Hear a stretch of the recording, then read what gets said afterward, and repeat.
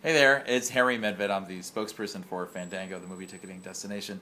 We have this new iPad app, which is pretty original.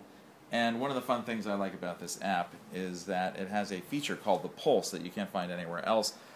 We call it the Pulse because it will give you a visual representation of the hottest ticket sales going on right now across America. So it's kind of like our finger on the pulse of the movie-going public. And right now, if you're looking at this, you can see that this weekend, the top-selling film really looks like it's going to be Fast Five. And in fact, you see over here in the corner, there's a top seller. These are the top 5 films. Right. So you can see it's there twice, one in 35 millimeter, one in the IMAX experience.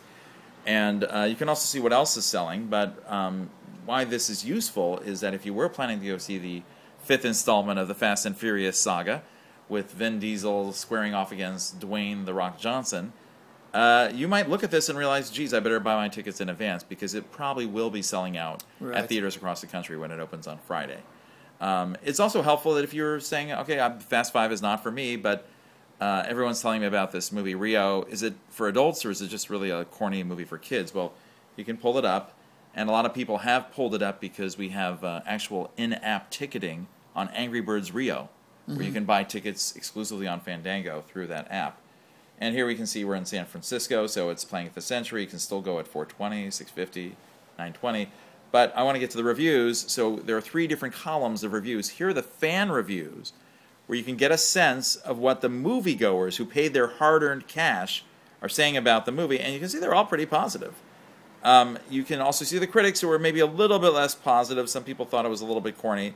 But general Metascore from Metacritic is 63 out of 100, which is generally positive reviews.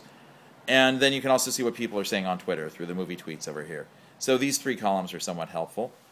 And it's also kind of fun because if you're living in a certain area and you're trying to see, well, I don't really care about the whole country. I want to see in my neighborhood, how's it doing? Well, you can pull up the map view. And then when it loads, you can see, wow, okay, a lot of activity over there in New York. It looks like in California, too. Somebody's buying a ticket for Your Highness. Somebody actually is seeing that movie. That's amazing. But you can see that Fast Five is also taking off here. And not much in the middle of the country. Wait, Texas. Do we hear one for New Mexico? Going once, going twice. No, New Mexico, I think.